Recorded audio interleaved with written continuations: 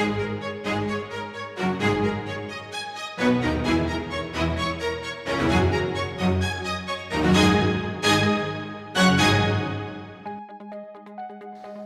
and welcome to The World This Week with James Dickman, a look back at some of the biggest global news stories for an international city, brought to you by the London Live News team. Coming up today. Swathes of southern China are sunk in some of the worst recorded floods in recent memory. Battles for two key cities in eastern Ukraine as Russia's fight for territory continues, whilst world leaders sound the alarms on a potential food crisis with Russia's blockade of Ukrainian exports.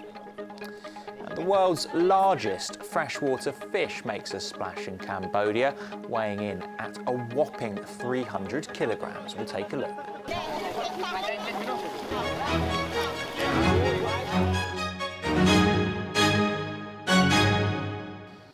That's all on the way before 7:30, but first, a powerful earthquake struck a rugged mountainous region of eastern Afghanistan early on Wednesday, flattening stone and mud brick homes, killing at least 1,000 people. The disaster posed a new test for Afghanistan's Taliban rulers and relief agencies already struggling with the country's multiple humanitarian crises. Well, the quake was Afghanistan's deadliest in 2 decades, and officials said the toll could rise. An estimated 1,500 others were reported injured. The pictures that I've seen today from the teams that we have on the ground there are of men in the village digging away rubble with their hands in the hope of finding people in the homes that have collapsed. These homes collapsed really quickly because it's a very impoverished area. That the homes are very simple. They're built of mud bricks, and we've also had a lot of heavy rain in the last couple of days. So the combination of the earthquake and the rain really impacted the homes. The rain has also impacted our ability to get to some of the villages because we're experiencing some landslides, which is hampering aid efforts on some key roads. Well, the magnitude of the earthquake was 6.1. Afghanistan's health system was facing near collapse even before the disaster. The Taliban authorities have called for more international aid. Nation networks were also badly hit. At least 2,000 homes were destroyed in the region, where on average every household has 7 or 8 people living in it. The European Seismological Agency said the quake was felt over 500 kilometres by 119 million people across Afghanistan, Pakistan and India. Survivors say they have nothing to eat, no shelter and fear a possible cholera outbreak. Scenes from a devastated Afghanistan there. Well, next to France and to its legislative elections. French President Emmanuel Macron proposed that he will govern differently on Wednesday based on compromises between diverse political forces. It came as 3 days earlier he suffered a major political blow when his party lost its parliamentary majority. Macron was re-elected to the presidency in April. His centrist Together alliance won the most seats, 245, but still fell 44 lawmakers short of a majority in France's most powerful House of Parliament, which has a total of 577 seats. Well, his government retains the ability to rule, but only by bargaining with legislators. Je ne peux pas davantage ignorer les fractures. Nor can I ignore the fractures, the deep divisions that run through our country and are reflected in the composition of the new assembly. They express concerns, the feeling of having blocked lives, no prospects in many of our working-class neighbourhoods, as in our towns. These legislative elections have made the presidential majority the strongest of the National Assembly. However, this is a new fact and, as in most Western democracies, whether it is Germany, Italy, and of many others, no political force today can make the laws alone. Et la majorité présidentielle est en effet relative. The presidential majority is indeed relative. Its responsibility is therefore to expand, either by building a coalition contract or by building majorities, text by text. Yes, to act in your interest and in that of the nation, we must collectively learn to govern and legislate differently. Build with the political movements constituting the new assembly with the new compromises in dialogue, listening, respect. This is what you wanted, and I take note of it. It must not mean a standstill. It must mean deals by taking the time to make them. Cela ne doit pas vouloir dire l'immobilisme. Cela doit signifier des accords en prenant le temps de les faire. The main opposing forces are the leftist NUPES coalition, created by hard-left firebrand Jean-Luc Mélenchon, with 131 seats. The National Rally Party, represented by Marine Le Pen, also gained a historic 89 lawmakers. Well, despite Macron's appeal, his rivals seem determined to remain in opposition to him and potentially unwilling to cooperate. Au chef de l'État que le groupe de I reminded the President that the group of 89 MPs that I have the honour of leading is a group that is on the opposition's benches but does not wish to opt for systematic obstruction. We wish to work to improve the lives of the French and our children's future. Therefore, if some of the proposed measures go in the right direction, we will vote in favour, just as we have done in the past 5 years. If they go in the wrong direction, we will amend them. If they're not amended the way we want them to be, we will oppose them. nous le souhaitons, eh bien nous nous y opposerons. Emmanuel Macron is a president who listens. He listens, of course, but does he hear us? That we will soon see.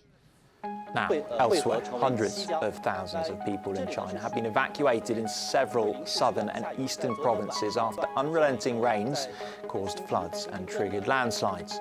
2 provinces upgraded flood warnings on Tuesday as rivers overflowed and floodwater levels broke a 50-year high.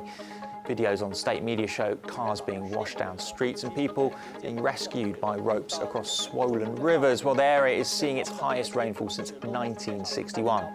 Guangdong's Emergency Management Department said that the rainfall has affected 479,600 people and ruined nearly 30 hectares of crops and caused the collapse of more than 1,700 houses, with financial losses totalling $261 million.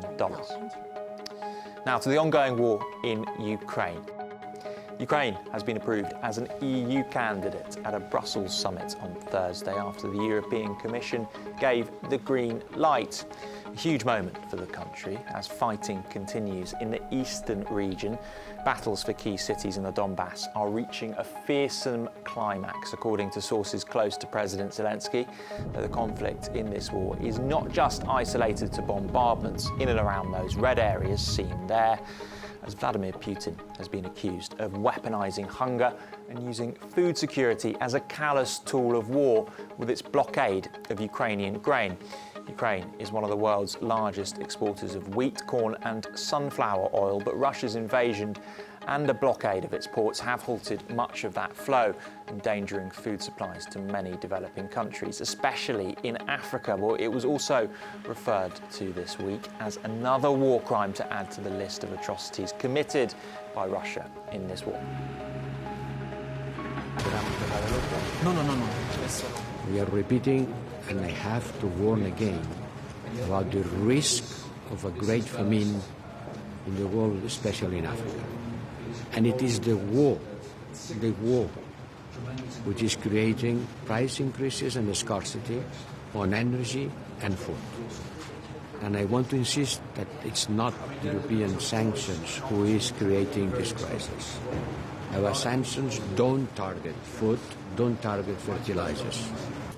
It's inconceivable. One cannot imagine that millions of tons of wheat remain blocked in Ukraine while in the rest of the world people are suffering hunger. This is a real war crime. So I cannot imagine that this will last much longer. Well, on Monday, Hollywood star Ben Stiller met Ukrainian President Volodymyr Zelensky in Kyiv. Stiller arrived in Ukraine the previous day as a United Nations High Commissioner for Refugees Goodwill Ambassador. Zelensky was, of course, a comic actor like Stiller before he turned to politics, playing a teacher-turned-politician in the comedy-drama series Servant of the People, the same name of the party he now leads in Ukraine. We know you very well. It's a great honor for me, and nice to see you. It's it's really wonderful. You're my hero. You're No, amazing. no, Yes. I'm No. As you quit a great acting career for this. not so great as you. No, but pretty great. Thanks so much. But what you've done and the way that you've rallied the country and what for the world, it's really inspiring. So It's too much for me, chief of office. It's not interesting to speak about the war every day, just for audience, for different people. But for us, it's very important. When people forget to speak about it, the influence and how to push to Russia, it's very difficult. There you go. The World This Week continues after the break. A decision sending the US back in time as the Supreme Court overturns the constitutional right for women to have abortions that was enshrined in the Roe versus Wade case.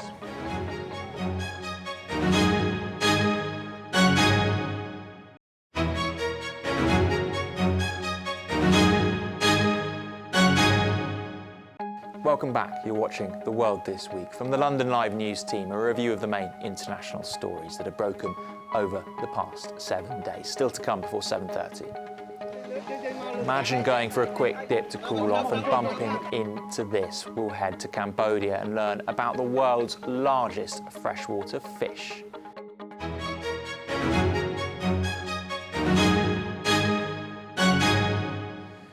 But first, a very quick reminder of the big story of the week from over here in the UK.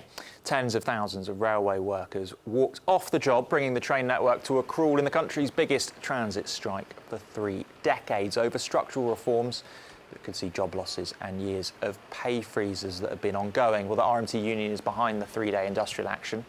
Around 40,000 cleaners, signallers, maintenance workers and station staff on the lowest salaries walked out on Tuesday, Thursday, and are set to do so today in their final move. Services were also severely disrupted on non-striking days. The Rail Maritime and Transport Union leader, Mick Lynch, who's garnered somewhat of a cult status throughout all this, said the action will continue until the issue has been resolved, which he said has been blocked by the government. Well, the government have said it's not their job to resolve a dispute between rail bosses and the union. Well, our campaign will run for as long as it needs to run until we get a settlement that's acceptable to our people.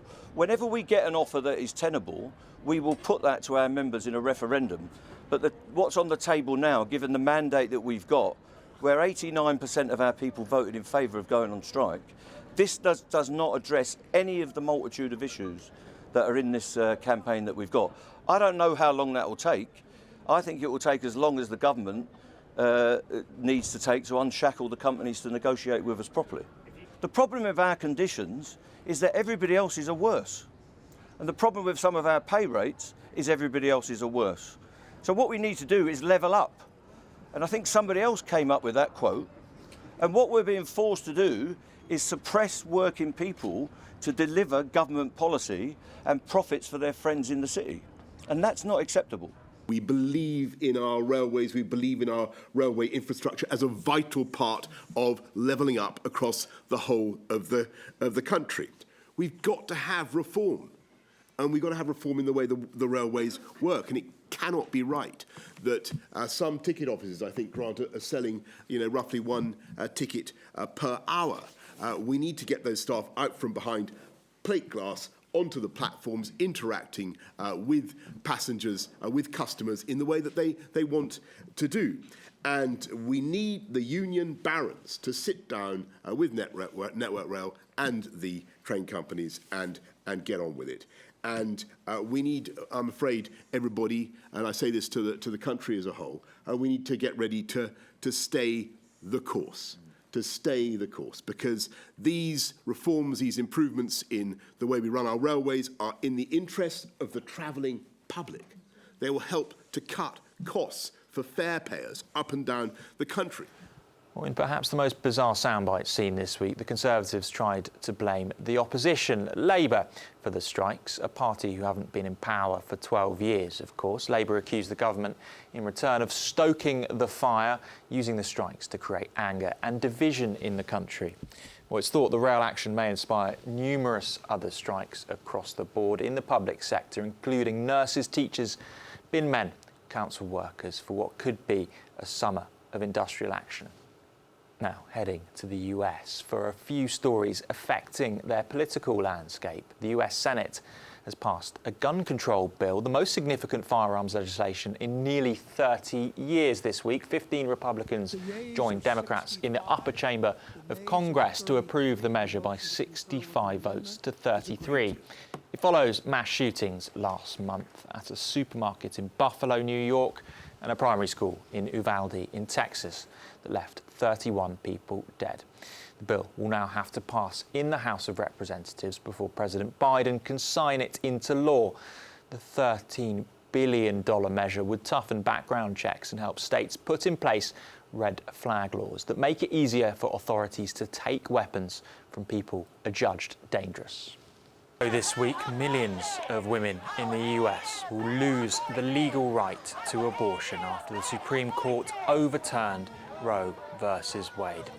The landmark decision in 1973 established the constitutional right to abortion in the United States. The court has a 6-justice conservative majority, which might explain why this has happened. Well, Jackson Women's Health Organization is the only abortion clinic in Mississippi and was at the centre of the case the High Court was considering at the time. More women have come to the clinic since Texas banned the procedure once cardiac activity is detected, which is usually around 6 weeks. The US Supreme Court's opinion now gives states the power to further regulate abortions. Now, within the last, I can say the last 2 weeks maybe, I think people are really paying attention they haven't been paying attention at all, because now they're worried that they aren't going to be able to get here in time. We've been seeing patients from Texas since this went down in August, September, whenever that was. We still are seeing patients that are flying in from Texas, driving in from Texas constantly.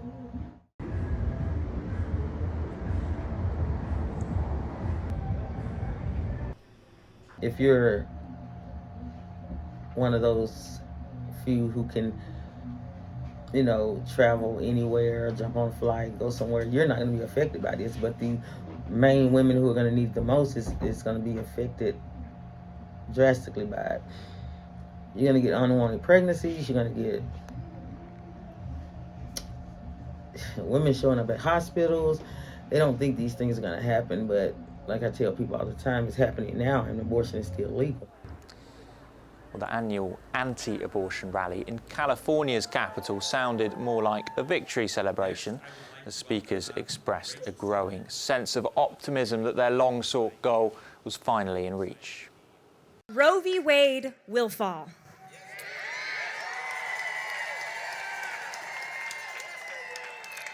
We are here because we recognize the God-given dignity and sanctity of every human life. 63 million lives that have been lost under this banner called choice. But we gather here today on a new day because this is the very last March for Life in the history of the United States of America before the Supreme Court hands down the Dobbs decision that appears poised to overturn Roe v. Wade and correct that grave injustice. However, in Democrat-led states such as California, the legislature is moving quickly to ensure the state's progressive voters have a chance this fall to make abortion a constitutional right in the state. Now, heading to South America, 8 medical personnel who tended to Diego Maradona in the weeks before his death in November 2020 will stand trial for culpable homicide. A judge in Argentina has ordered a trial following an investigation into his death from cardiac arrest, aged 60. The report found his treatment in the final weeks of his life was rife with deficiencies and irregularities. Well, culpable homicide is a charge of taking life without intent, and if found guilty, the medics could face up to 25 years in prison. A date for the trial is yet to be set. Maradona is considered to be one of the greatest footballers of all time, winning FIFA Player of the 20th Century. His death sparked a global outpouring of tributes. Now, take a look at this. The world's largest ever freshwater fish has been caught in Cambodia's Mekong River, according to US and Cambodian scientists. The giant stingray measured almost 4 meters from snout to tail and weighed in at a fraction under 300 kilograms. That's 4 and a bit me's, to put that in perspective. The previous world record was 293 kilos, a Mekong giant catfish recorded in Thailand in 2005. Well, scientists are now carrying out work on the fish. The team inserted a tagging device near its tail. It will send back tracking information for the next year, providing unprecedented data on giant stingray behaviour in Cambodia. Now let's just nip down to Australia for this before we leave you. The staff are rude, the service is appalling, the manager nowhere to be found, and the customers love it. Well, at Karen's Diner in Sydney, it's about having an extremely negative but fun dining experience. Now, the customer is always wrong style of service is expanding beyond Australian shores. Cool, so take it. Take the burger. Don't touch me. This is much cheaper than going to my dominatrix, so bargain. It's one of these concepts that you just sort of think, this might work, this might not, and it sort of surprised us because people love to be abused, apparently. They like to be sworn at, they like to shout at waiters while waiters shout at them. You're the broke friend, right? Yeah, look at him. Don't use it all at once. What is it? What do you think it is? It's your bill. There's a huge market for people who may not necessarily want to go out and have a fine dining experience. They may not want to go out and have the world's best wine. There are plenty of people that demographic fits beautifully. Created in October last year in Sydney as a 3-month pop-up, the Diners concept is based on the expression, "You're such a Karen," a term sometimes used to describe a person who complains about everything and anything. The staff do have to follow basic rules, including not mocking disabilities, not making racist comments or being sexist. And that always goes both ways. Yeah, it's really good. 5-star, would recommend. Some customers like to sort of sit back and watch other people, and then there's other customers who really get involved. I mean, they made everyone moo at me because I'm vegan. Well, the Karen craze is spreading fast. There's now 2 more in Oz and another one just opened in Sheffield over here. Thank you. There you go. That's all from the world this week with James Dickman in what is our last programme for now. Thank you for watching and take care.